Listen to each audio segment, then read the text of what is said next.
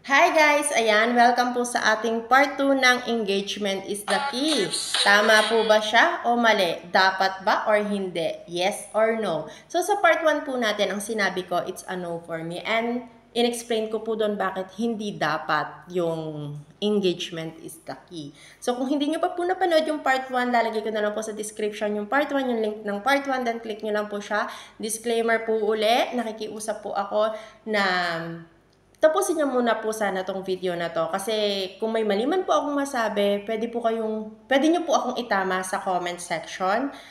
And dahil sa pagtatama niya sa akin, mas makakatulong tayo dun sa mga small TikTok affiliator na gusto magsimula or nagsisimula na pero hindi alam kung paano yung gagawin. So, dito po sa part 2 natin, nag-yes kasi ako dito. So, nag-yes ako, i-explain ko po bakit yes. Bakit kailangan ng engagement or tama yung engagement is the key. Pero bago po ninyo sabihin na oo, tama yon, dapat po proper engagement. Pero para sa akin po, ang tama doon, yung proper engagement at the same time yung quality ng video, yung SEO ng video, yung title ng video at yung link na ilalagay mo doon sa video. Kasi yun po yung talagang makakatulong sa atin para talagang mag-trending yung video natin. And as of now po, tignan nyo nga po ang followers natin is 1,228 po na nanggaling lang yan sa engagement is the key. So nakipag-engage po talaga ako kasi gusto ko magkaroon ng TikTok shop. Gusto ko mag-affiliate sa TikTok. So nakipag-engage ako, pinagtyagaan ko siya, pero proper engagement po ang ginawa ko. At kung gusto niyo pong malaman kung paano po yung proper engagement, nilagay ko po siya sa part 1. Nasa part 1 po kung paano ako nag-proper engagement or kung paano yung ginawa ko. So, ulitin ko po, ang video or ang discussion or ang topic po natin na to ay based po siya sa research ko, sa mga napanood ko nung nag-i-start ako. At the same time, ito po ay based sa experience ko kasi in-apply ko muna po siya kasi para nun mas ma-explain ko siya ng maayos. And para po sa kalaman ng lahat, ako po ay nag-start sa TikTok affiliate ng August. Tapos hindi ako nagtuloy. Hindi ako nagtuloy kasi nga parang ang hirap makipag-engage. Actually, nung una, hindi ako nakipag-engage. Naghihintay ako ng followers, nag-upload lang ako ng mga videos, pero walang kumakagat, promise.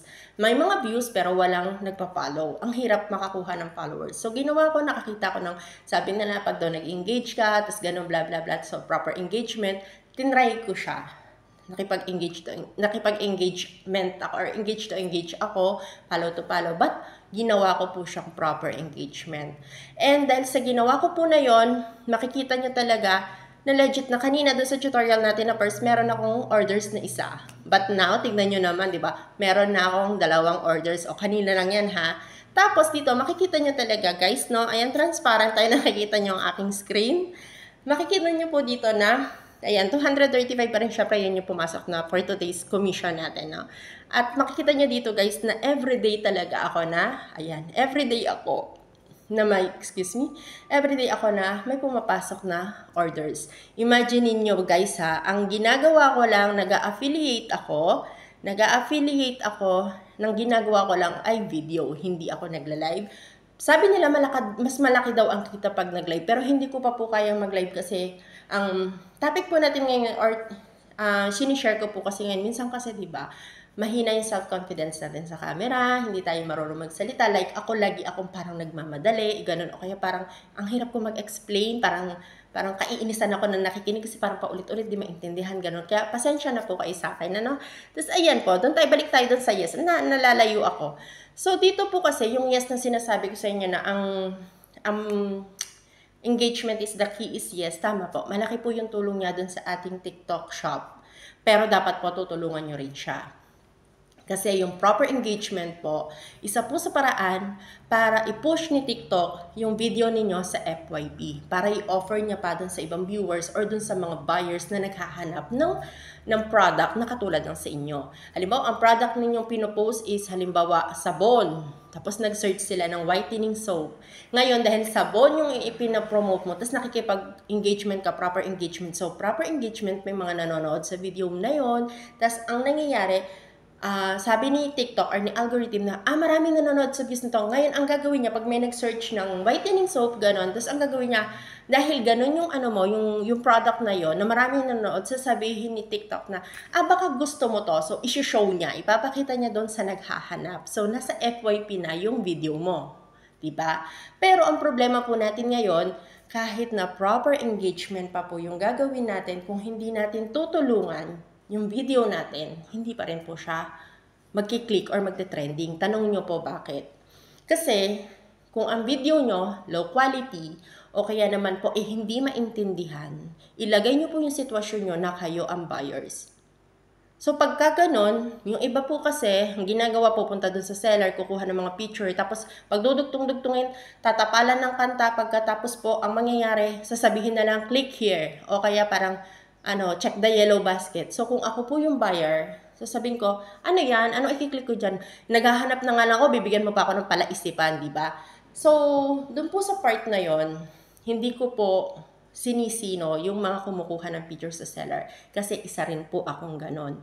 Kasi hindi naman po, kasi ako tulad ako, wala naman po akong pera. So, hindi ko po kayang bumili ng mga items para i-promote ng actual. So, ang ginagawa ko, unti-unti po pag nagkakaroon ako ng commission or may pera na pa kunti-kunti, naghahanap po ako ng mga legit na seller na sobrang mura nung paninda nila, tapos yung quality ng tinda nila is okay. So, ganun po yung ginagawa ko. So, dahil sa engagement po, umabot ako sa 1,228 na galing sa engagement at nagkakaroon ako ng sales everyday. But the reason, bakit nangyayari yan, yung sales ko everyday, I think the reason, kung papasukin nyo po yung aking TikTok, kahit papano po, maiintindihan nyo kung ano yung nilalaman ng bawat video ko kahit na siya po ay picture lang. Ine-apportan ko po siya, minsan nagbo-voice over ako, minsan naman sa mismong upload nyo sa mismong video na binibigay ko yung kailangan ng customer or ng buyers. Dito po, mapapansin niyo sobrang liliit ng views ko. Imagine niyo ang liliit ng views ko pero meron akong sales everyday. Meron po kasi ako nag-trending dito na isang t-shirt. Wait lang, hanapin natin siya, no? Ito po sa mabilis sa akin, ito. Ito pong t-shirt na to, ito pong video na to, kung mapapansin niyo hindi po yan actual. Naging actual na lang po yan nung nagte-trending na siya. Yung unang commission ko po, talagang ibinili ko siya. Promise, binili ko siya, kaya nagkaroon ako ng actual na items. So, nangyari po, picture lang yan na kinuha ko sa seller, tapos inimportan ko siya, ginawan ko siya ng video, nilagyan ko siya ng animation, then inilagay ko yung ano ang kailangan ng viewers, ano ang kailangan ng buyers. Pag nakita ng buyers na attract or na-attach yung mata niya doon, maku-curious kasi siya. So, papanoorin niya. And then, pupunta siya dun sa yellow basket. Kahit hindi mo na sabihin yung yellow basket, guys, kasi karamihan alam natin sa TikTok, may yellow basket. So, pumunta siya sa yellow basket, and tinignan niya yung seller, nakita niya na legit yung seller, and maganda yung review. So, dahil doon, bumili siya. Dahil bumili siya, nakita ni TikTok algorithm na pumunta siya sa yellow basket at nag-click siya ng check out. So, yung kasi, namomonitor pa rin yun ni algorithm kung saan napupunta yung mga viewers mo. So, the part na yun, kasi syempre, papasok doon yung check out niya, syempre, papasok doon yung commission ko. So, pasok pa rin yun kay TikTok algorithm. So, dahil sa ganong situation, sa mga nanonood at na-attract sila, din tinatapos nila yung video kahit na maikli or mahaba, most especially kung mahaba yung video natin kasi mas talagang ipupush ni TikTok dahil meron natin update niya na 1 minute mahigit yung video, mas ipupush niya kaysa doon mga short videos, no? So, yun yung nangyayari kung bakit kahit na 1,000 followers lang na meron ka at konti lang yung views ng iba, ng video mo, promise, makikita nyo yung mga videos ko. Meron pa nga akong, may mga upload pa nga ako dyan na ang views lang yan is 27, 5, 15. Ganun lang talaga siya. Pero, yung sales ko everyday, talagang kaya ko siyang sabihin na, hindi naman malaking malaki, pero masasabi ko na nakakatuwa. Millions of people na nasa TikTok and ang daming kakompetensyang seller sa TikTok affiliate, pero kahit papano, meron tayong pumapasok kahit na uploads lang yung ginagawa natin. Di ba nakakatuwa yung ganito? Hindi ka naman sikat, hindi ka naman So, simple-simple ka lang na tao na ganyan, so may pumapasok. Sobrang nakakatuwa at saka sobrang blessed po yung masasabi nyo. Kasi, imagine niyo yan, meron akong 175 created orders. Ayan, nakikita nyo po ba yan?